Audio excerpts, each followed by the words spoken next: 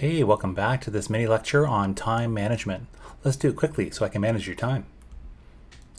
The definition, time management is a process of organizing and planning how to divide your time between different activities.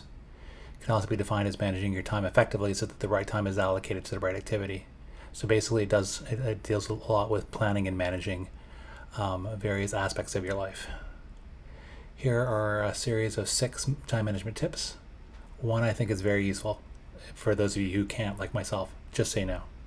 Decide your most important activities. Say no to those that are not. Second, prioritize your goals. To do that, you want to create your goals, rank the priorities of them, list activities that help you meet these goals and priorities, estimate the amount of time it will take to meet them, schedule your time, and then be flexible depending on how your progress is going. 3, schedule time. For those of you who do not do this, I would highly recommend using a monthly, weekly, or daily calendar with a to-do list, ideally with all of those segments on it. Number 4, make sure that you avoid overscheduling. The best way to do that is make an accurate assessment of what you're doing with your time. Allot the proper amount of time for each activity you're doing. 5, avoid procrastination. We'll get to that in a second. Basically, get started. And then 6, remember your overall time limits. Please remember they're only 24 hours a day. I'm going to hammer this point home later on. If you're doing time management for learning, here's some scheduling principles. 1, make sure that you prepare for classes. This will help ensure that you are successful. Like, what do you need to do to prepare? 2, study immediately after class. This will help to reinforce whatever learning you learned during the class. 3, try to study at the same times every day, every week. This will, by aspiring to consistency, it'll make your studying habitual. And once you get into a habit, that's a good thing. 4, plan enough time to study. You want to estimate the adequate amount of time for each thing that you're doing. Definitely don't underestimate. And 5, study in short increments of time. It's better to have focused study than unfocused long study. Other principles, prioritize your activities, rank the importance of your various study alternatives and do the most important first, least important last. 7, study during prime times. Over time, you need to discover what your best study time and energy is. For myself, I try to do a lot of things in the morning.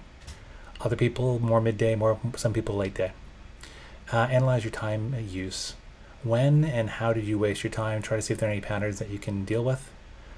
9, this is in terms of the last point, wasting time. You want to build excess time into your schedule because invariably you're going to waste time doing various things, cleaning your room, going out for a walk, cooking, talking with friends. And again, please remember, there are only 24 hours a day. Plan accordingly. If you're going to set priorities, here are some steps. First, make a to-do list. Make this list as the first or the last part of your day. Number 2, estimate. Predict the length and the importance of tasks. The more important tasks, give them more time and do them earlier, and predict how much time it will take. 3, prioritize. Complete the important tasks first. Inevitably, it seems we don't get to the least important. And 4, reprioritize based on your progress.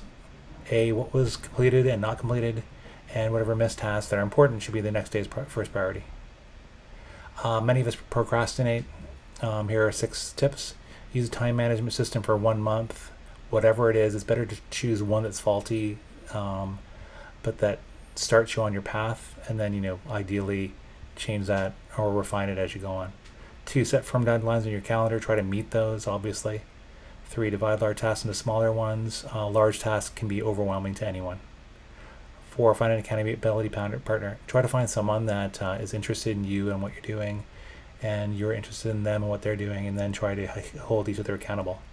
5, use campus services. If you are a student at any institution, they have different counselors that do various things like time management. Go speak to them.